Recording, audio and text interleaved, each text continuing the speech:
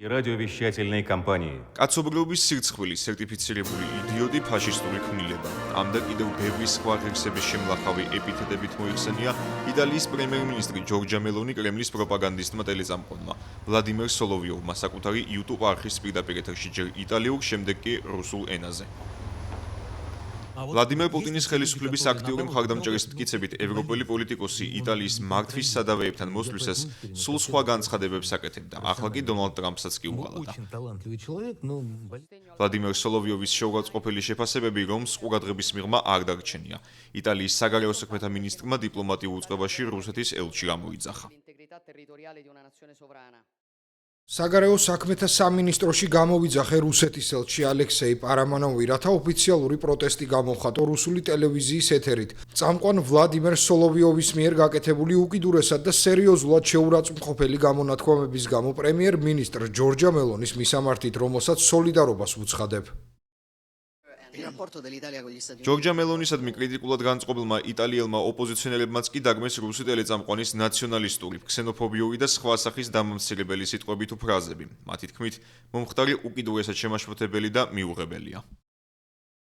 რუსმა ტელეწამყვანმა კრემლის პოზიციის გამხმოვანებელმა გამოხატა მიუღებელი სექსისტური ბრალდებები ჯორჯა მელონის წინააღმდეგ. გსურს კიდევ ერთხელ შევახსენოთ რუსეთის რეჟიმს, რომ ისინი ვინც შეურაცხყოფენ იტალიის ინსტიტუტების წარმომადგენლებს, ასევე შეურაცხყოფენ ჩვენს ქვეყანასა და ხალხს, რასაც არავითარ შემთხვევაში არ მივიღებთ.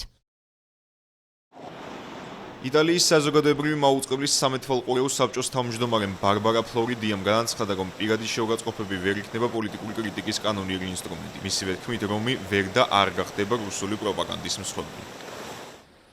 დიპლომატიური კავშირები იტალიასა და რუსეთს შორის კვლავ დაძაბულია, რისი მიზეზიც უკრაინისადმი ჯორჯა მელონის ხელისუფლების მტკიცე და უყევი მხარდაჭერა გახდა.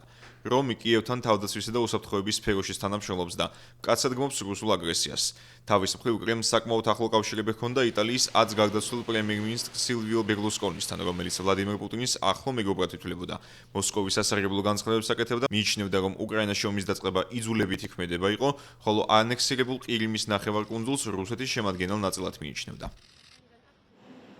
ბოლო პერიოდში ჯორჯა მელონისადმი კრიტიკულად განეწყო ამერიკის შეერთებული შტატების პრეზიდენტიც მას შემდეგ, რაც მან რომის პაპი დაიცვა მისი მხრიდან გაკეთებული მკაცრი განცხადებების ფონზე.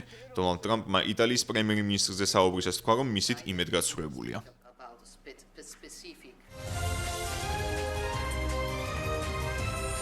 თავის მხრივ კრემლის პოლიტიკისადმი ლოიალურად განწყობილი ვლადიმერ სოლოვიოვის მხრიდან ევროპელი ლიდერების, სახელმწიფოებისა თუ ხალხისადმი შეურაცხყოფელი განცხადებები